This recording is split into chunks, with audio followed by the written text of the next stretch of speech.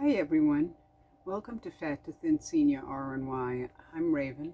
I was 76 years old when I had gastric bypass surgery on December 16, 2019. Last week I talked about what to do with your joy now that you're thin and can play.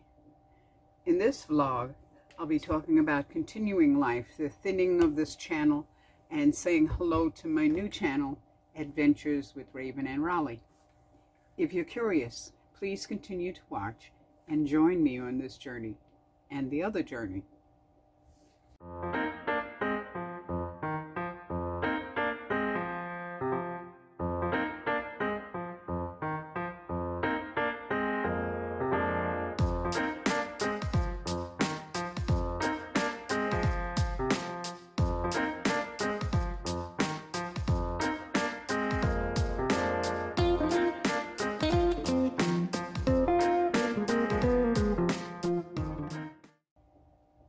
Last week I talked about what to do with your joy now that you're thin and you actually can play, In this vlog I'll be talking about continuing life, the thinning of this channel, and saying hello to my new channel, Adventures with Raven and Raleigh. First, I want to thank you all for subscribing and following me on this weight loss journey for the past year and a half. That's a total of 79 episodes. Actually, there were a couple of extras that were thrown in there, but approximately 79. And I didn't want to just drop the channel without saying anything, letting you know what was going on, how I'm thinking, why it's being done this way, and getting on with life,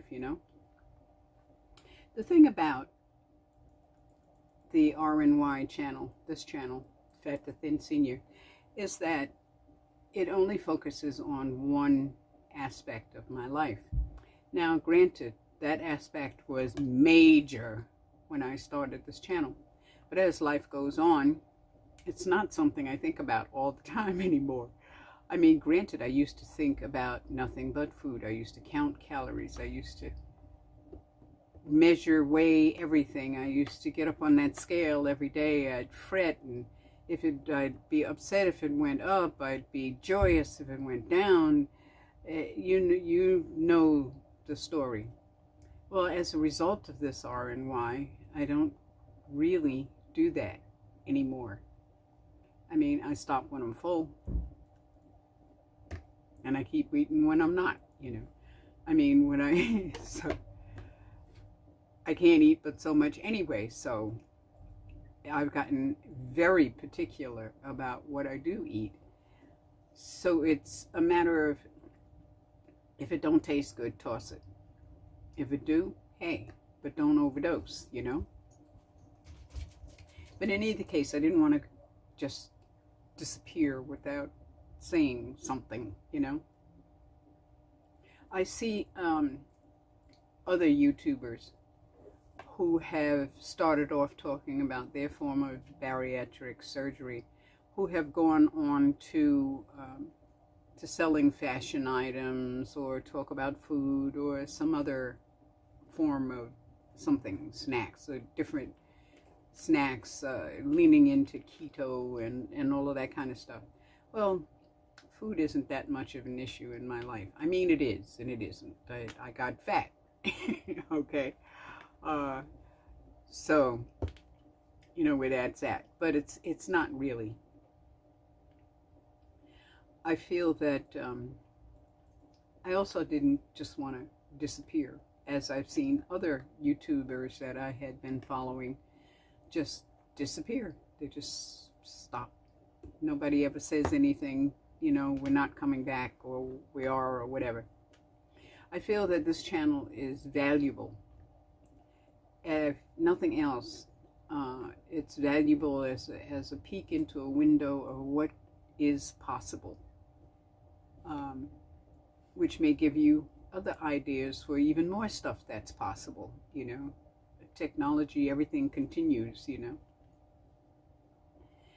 I feel that surgery did some really good stuff for me. For instance, I lost a lot of weight finally. I mean, it all came off really, really, really fast. And I suffered for it, yeah.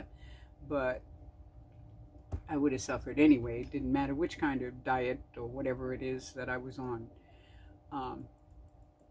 I threw up a lot. I was sick a lot, you know, the whole deal. But I don't have that weight on my body. I finally put that weight down. I feel that I'm somewhere close to within 30 pounds of my prime weight. And I hurt a lot less because I'm not carrying that 65 pounds that I lost from this diet, from this surgery. I'm not carrying it around anymore. I put it down, you know, and I'm not going to pick it back up. I don't really spend a lot of time thinking about food, as I said. I don't seem to be sabotaging myself as much. I figure if it don't taste good, if it's a problem, get rid of it.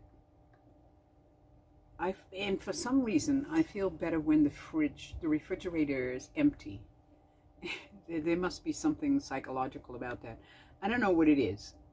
I don't know if that's from my past or something or the other.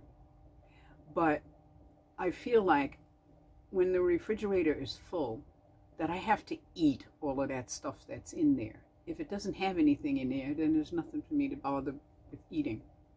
So if I want to eat something, then I have to cook something or whatever, do something else.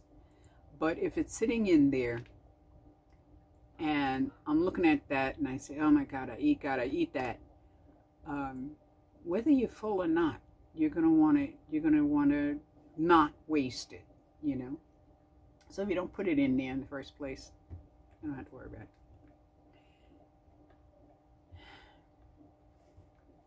I find that I eat repetitively, for lack of a better word, in that I'll cook something that'll last for 3 or 4 days, and I'll eat just that, whether it's breakfast, lunch, dinner, 2, 3, 4 times a day, it doesn't matter. I'll eat just that, because I could heat it up, you know, in a couple of minutes in the microwave, and I don't have to think about what to eat. I know that it's good for me or not, depending on what I cooked. I can eat it for breakfast, lunch, dinner, snack, whatever, you know. And then, as a result, I don't have to cook for more than once or twice a week. And I don't have to think about food. That's the biggest thing, is that I don't have to think about it. What am I going to cook for dinner tonight? You know, that age-old question, which is really nice. I don't seem to either care about food, which was a surprising thing to me. I have made it a rule that if I do eat something, it's got to taste good, period. But the funny thing is that I don't seem to care. As long as it tastes good, and if I'm hungry, then that's it, you know. I don't know. I actually threw out an entire bottle of sangria this week because I took one sip. It was nasty. I poured the whole bottle down the drain. I had one sip out of that bottle. And I just thought I'd let you know that I'm also guilty of alcohol abuse. But I don't drink all the time. I don't have a problem throwing out food like I used to, which I think is also a blessing. Although I do somewhat feel guilty, you know, there are people who are suffering, who don't have food, who don't have,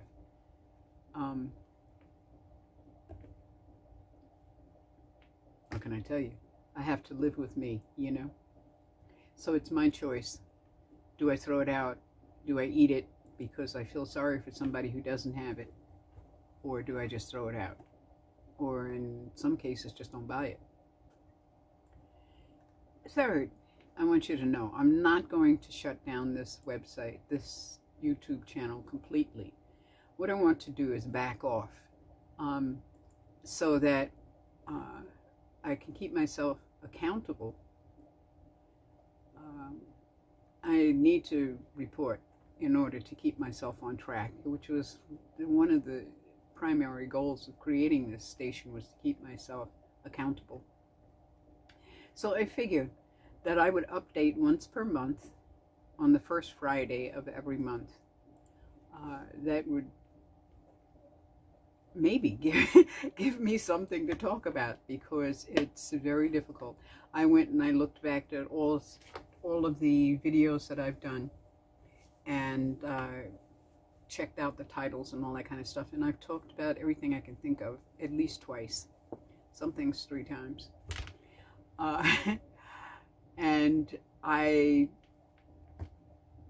don't see anything really new to talk about unless I get myself out of the situation I'm in, which is I'm living in the house by myself all the time, not going anywhere, not doing anything. I need to get out into the real world and see if eating is the same. Do I have the same problems? What's the new problems I get to face? That kind of thing. So I figure once a month should do it, and report on the weight loss and all of that kind of good stuff.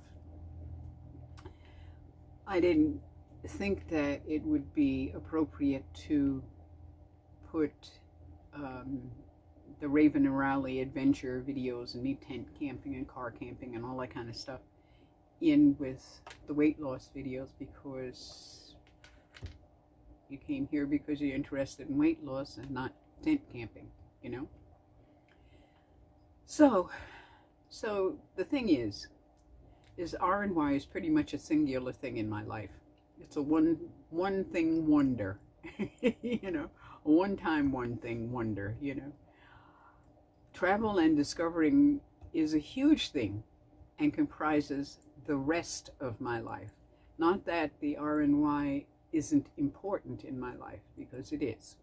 Okay? I need to do this so that I don't get to be an old codger, because I'm nowhere near that yet. I need to get there before I get an old age and think, why didn't I do that? What was wrong? What was I afraid of, you know? I need to be able to judge completely, or as close as I can get, about what to do next. My income is going to be sliced. I need to investigate other possible living choices. So I need to get out there and talk to people and do things and have adventures so that I could find out if there are any other possibilities. And basically, I just want to do things, do something other than sit indoors in the air conditioning in the summer and the heat in the winter. Keeping a steady life, you know? I mean, after all, life is kind of bumpy, you know, and I've been kind of sliding along. So anyway, so that's my plan. So the first Friday of May, I will put out the next video, and that's it. Okay.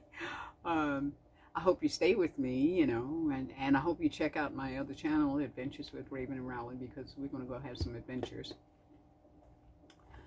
And speaking of Rowley, the Rowley report, I've returned to using the heavy leash and the heavy collar. It's just heavy. It is.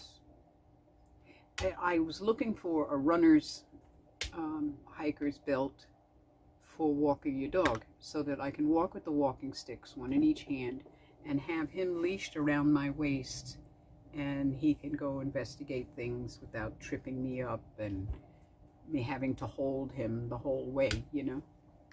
I had the extension leash that extends 25 feet. I think it gave him too much freedom. He became belligerent.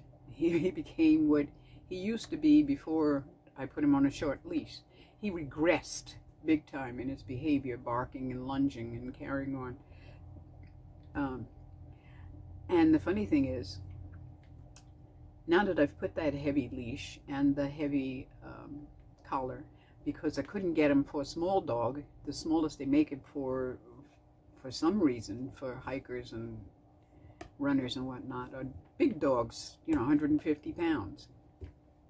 What do you do with a 17-pound dog and you've got a leash that weighs 10 pounds, you know? I mean, it doesn't weigh that much, but that's what it looks like, it feels to me. Anyway, he regressed big time in his behavior. He was barking and lunging and being downright ugly. So now that I've put the heavier leash back on, and it's also a lot shorter, he's begun to be extremely well behaved. It seems he's more comfortable having the heavier leash and collar. Maybe at one time that was how he was brought up, or something, was chained up all the time with a very heavy leash and collar or something. I mean, I put the leash on the belt so that it doesn't weigh on him, you know, but he can't go more than 4 feet from me with that leash on. But his behavior with the leash on and with the collar on, the heavy one, he is just a sweetheart outside. It's just amazing. Anyway, through this last month of the crazies, I mean, he has been crazy, he still progressed, even with the lunging and the barking at other dogs and people and bicycles and cars and trucks and RVs. I don't know what he was going to do with that RV if he ever caught it. But anyway, I found that people can get closer to him without him going into a frenzy. And some people actually can come up and he will allow them to touch him. Now, he did not do that before. He wouldn't, no, under no circumstance. He's now beginning to allow some of the dogs to sniff him, and he will sniff them without trying to kill him.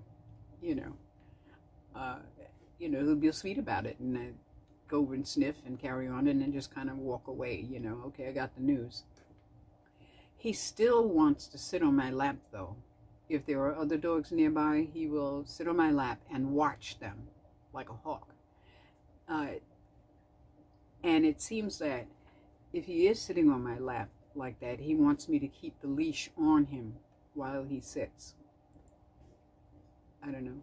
You know, you learn something every day, you know. And if we're off leash, he will automatically come to my side before we cross the road. And he will come immediately if I call him and he's off leash. I take him off the leash most of the time that we go into the desert. You know, make sure there's nobody else around and that kind of thing. So that he has a chance to be a little bit free. So anyway, to sum up, I'm feeling good. I'd make this choice for surgery again. Absolutely. It's a great tool. I mean, it's, you know, surgery, but it's still a great tool.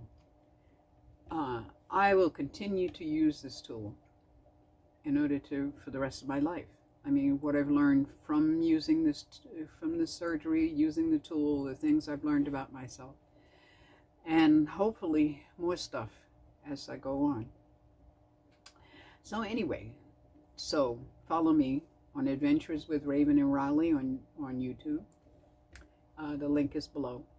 And follow me on Fat to Thin Senior RNY. Okay? Please like, subscribe, comment, and share this video. And don't forget to click Show More to see the stuff in the descriptions below. And thank you for watching and listening. And thank you for subscribing.